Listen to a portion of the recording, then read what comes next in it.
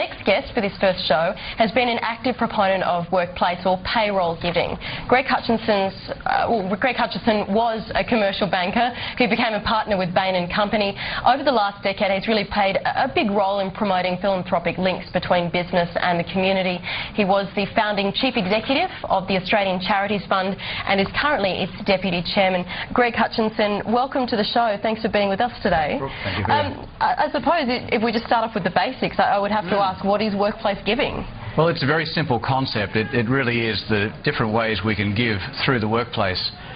There are two legs to that. One is financial. You mentioned before, through the payroll, we can make a very simple but important pledge from our regular income to support, whether it's a child through World Vision or the Smith family, microfinance through Opportunity International, or a whole range of important causes, but really supporting our frontline community organisations who are doing the hard work in social change. So those regular commitments. There's also, of course, the very important support that very generous Australians give in crises, whether it's the bushfires in Tasmania, the tsunami, and we really do rise to the occasion when those occur. And the really good thing about workplace giving is it means for people who are making those donations, they can essentially get their tax rebate at source. They can get it every fortnight in their salary. Peter, it's a very important thing. When we started this journey, one of the things we hadn't realised is that there's a free kick just gone missing. Only about a third of Australians actually claim the tax deduction surrounding their donations to charity.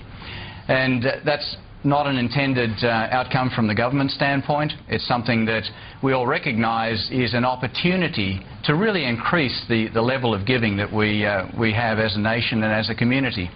So this now provides us with a very simple, very tax-effective way of giving through our workplace. It sounds fantastic. There must be barriers, though. I mean, we obviously haven't got the levels that we'd like of workplace giving. What are they?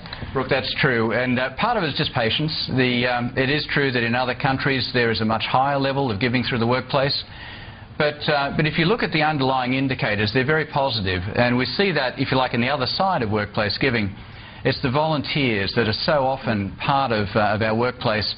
And they come in different forms, whether it's the large-scale volunteering that's occurring through Clean Up Australia Day, or where you see the T-shirts for different corporates, all the way through to the skills that it's the Mallison's lawyer who helps a community organisation to sort out their employment contracts, or the PwC partner who is doing the audit on a pro bono basis, or the Bain consultant you mentioned before is doing strategy work for a non-profit. So there are lots of ways in which we can actually give through the workplace. Let's get to the Bain consultant bottom line. If our workplace giving was as good as, say, in the United Kingdom or Canada, how much money are we getting through workplace giving at the moment? What do you reckon we could put it up to? Well, that's an important question. If we just take three countries where workplace giving has been an important part of their... at the UK end, they've been going now for a little over 20 years. They're at about 3 times the level we are in Australia. But we're closing the gap. Yep. If you look at Canada, where workplace giving has been a part of the workplace and a very important part for a long time, they're at about 10 times where we are today. If you look at the US, which really defines the sort of top of the heap, they're at about 16 times.